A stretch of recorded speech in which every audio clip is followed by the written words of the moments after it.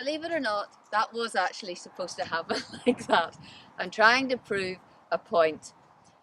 The two horses, Ollie and Cleo, two mares, very opinionated, have been with me for 15 years each, and I've ridden them everywhere. I've done so many things with them.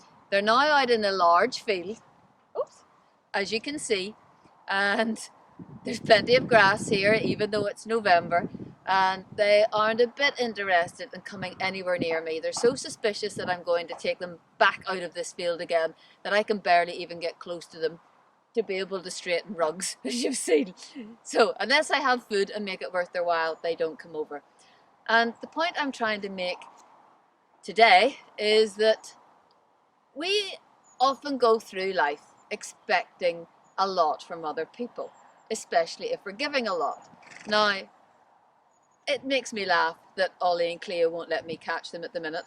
Um, Puts me back in my place after a whole life of working with horses, and I still can't necessarily always catch them if I want to. But I don't expect anything in return from them. That, yes, I've ridden them. They've given me a huge amount if you look at it that way. But, on a day-to-day basis, if that was a person, I'd be thinking, they won't even let me near them. And after all I've given to them, and I'm providing this grass, and I've got it all fenced in for them, and it's a beautiful field, and they've got warm rugs, and they appreciate it so little that they won't even come over and let me pat them. Because often in life, we are giving in the hope that we're going to receive something, preferably of an equal or greater value than what we're giving.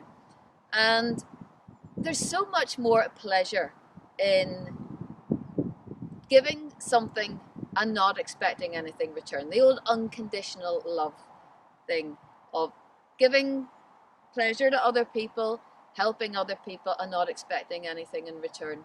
And there's one example of when I'm particularly bad at this that springs to mind, and hopefully I'm not the only person, and there's some that you can think of about yourself.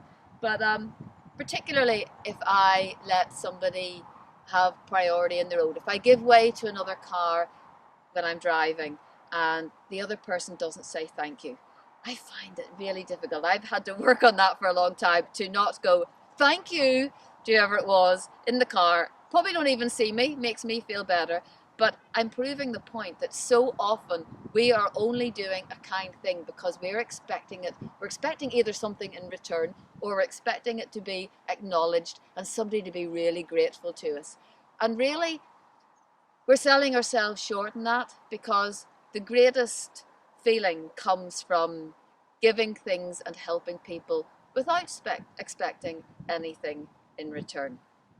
And I think it's increasingly important coming up to Christmas, when I'm not even thinking about from the present's point of view. I'm thinking about all of the things that we do, the parties maybe that we arrange, cooking the Christmas dinner, all of those things. It's easy to slip into martyr mode and do what is expected, or more than what is expected of us, expecting the gratitude in return, and then being upset or taking umbrage because we're not appreciated enough.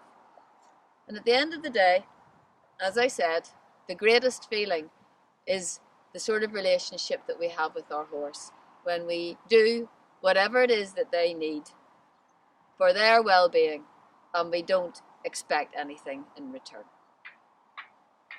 So let me know what you think about that idea, and I will see you in 2 weeks. Bye.